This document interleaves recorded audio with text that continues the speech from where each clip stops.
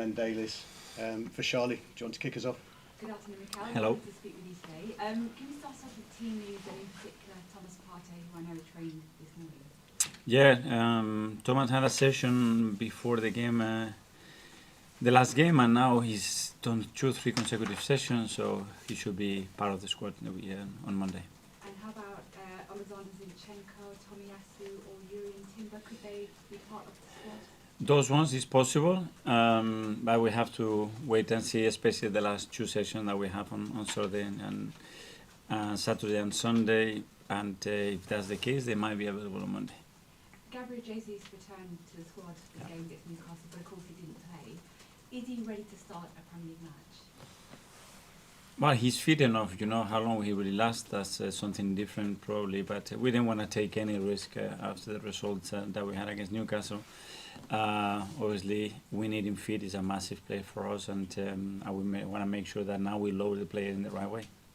In terms of your opponents on Monday night, Sheffield United, I was at the game against Wolves and they showed plenty of fight, particularly in attack.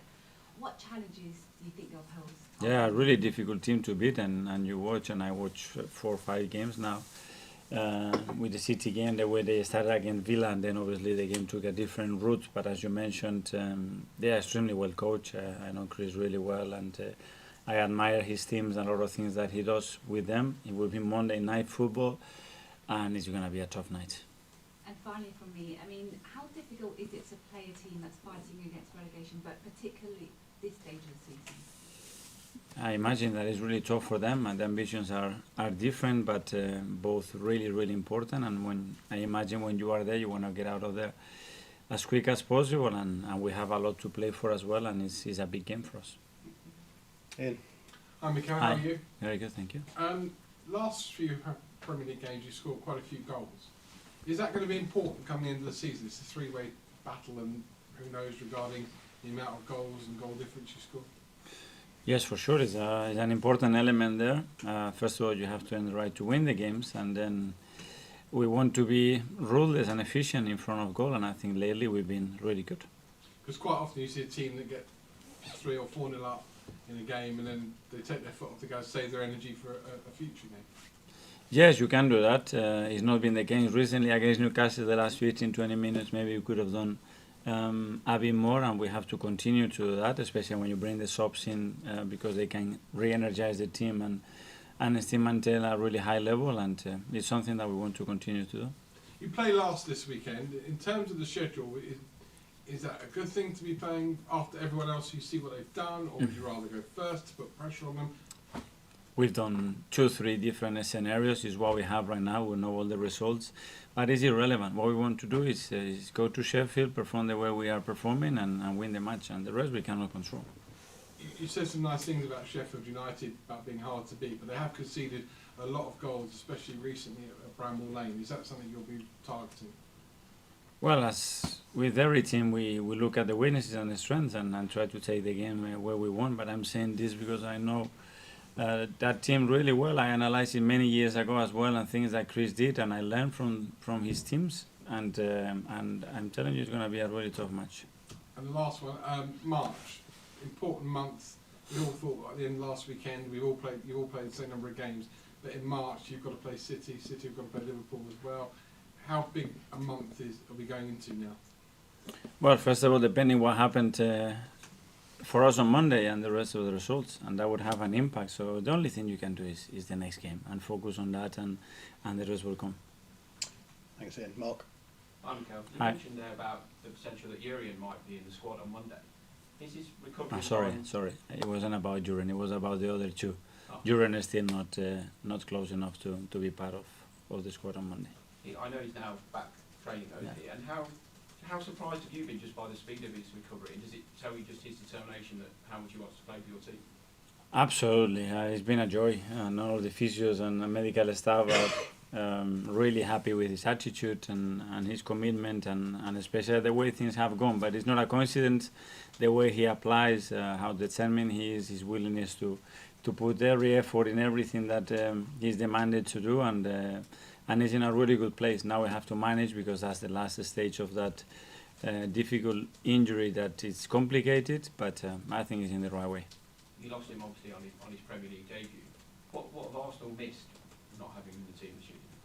Well, first of all, his leadership, his versatility, the quality that he has to play in different positions, especially in attacking phase, the spaces that he can occupy, and certain qualities that nobody else has in the squad to do that. And as you could tell that he was fitting in, the more it fits him in, he's really liked around the boys, and yeah, it's been a big miss. And then just finally, you play the team bottom of the table on Monday, having won 5-0, 6-0, 4-1. Is there any concerns of a potential overconfidence from the players, or do you not see that at all? I hope not, and we were very clear straight after Newcastle the difficulty that we're going to have on Monday to beat Sheffield. So hopefully they are very aware from 3 days ago, and we have prepared a week, and we're going to continue to prepare, understanding that that's going to be the case. Thanks, Mark. James? Hi, Mikel. Hi. Chelsea winning last night means you now don't play them on March 16th, so you're going to have quite a long gap. Is Yeah. that a help or a hindrance at this stage of the season? It is what it is. We knew that it was an option, and now we'll plan to use that time the best possible way, because that would mean that then we would have a more congested period in April. I mean, obviously there's an international break, but would you look to potentially organise a friendly that weekend or try and get some competitive football of some description? Players would have different demands, and the majority of them would have international matches as well, and international training sessions. So I don't think it's going to be a case of needing more minutes, and if there are 3-4 particular cases, I'm sure we can address that. Sorry, just finally, it does mean you won't have a game for almost 3 weeks before you play Man City, which is obviously a massive game. Is that a help or a disadvantage going into a game of that magnitude? Yeah, the difference is 3-4 more days. You know, we're going to have 2.5 or 3 weeks. That's it. And I don't think that that's going to change the world. Thanks, James. Charles? Just on Gabriel Jesus, Mikel, he said back in August, just before the season, that he was going to have the operation to try and sort of resolve the issue that was sort of hanging around since the World Cup. Given what's happened since, and you're kind of still managing that injury, is it sort of safe to say that what you hoped happened with that operation, it hasn't quite gone to plan? No, it did happen, and that was resolved. What happened is that he got a knock in another area that caused a different kind of injury afterwards. It wasn't related to the first one, and then he had a little niggle. It was a muscle issue that kept him for 10 days out. The issue that's happening now, and the sort of fluid on the knee and managing the situation, is there a kind of fear that again, come the summer, again he might have to go under the knife to try and... No. I think that's resolved for as long as I know. Probably it's a question more specific for the doctors, but as far as I'm concerned, I think that's been resolved. Thanks, Charles. James? Hi, Mikel. Despite having lots of injuries, you found a really nice balance and chemistry in defence. I just want to get your assessment of Jakub Kiwior's contribution to that, because obviously had quite a slow start to his career at Arsenal, but he's made a big contribution in recent weeks. Yeah, we made a decision to bring him in earlier because we believe that whoever player we were going to assign to have the role that he had to have, he was going to need time, and that was the case. And we have made it difficult for him for 2 reasons. One, because he hasn't played that many minutes, and the second one, because we asked him to play in a position that he's never played before. So it's like pulling William Saliba as a fullback. Say, there we go tomorrow and perform and do what we have to do. And I think he's adapted really well. I think he's playing better and better. You can tell that he's earning confidence, and physically he's better. He understands the role much better, and he's been really good. And have you had to adapt that role as well to meet him? Yeah. How's that process? It's all about that. At the end, you can ask players to do things that they don't feel capable, especially of doing in a natural way. So we have to tweak a few things to make sure that the players play in their strengths. Thank you very much. Thanks, James. Kaya? Hi, Mikel. Hi. I just wanted to ask about Tomiyasu. Obviously played 90 minutes for Japan and then came back with an injury. We've not seen him since, but at the start it seemed like it had been a minor one. Has he had a setback between then and now? Has something happened to him? Yeah, well, he had an injury, so I think in the last game when he played with Japan, he felt something. He was out.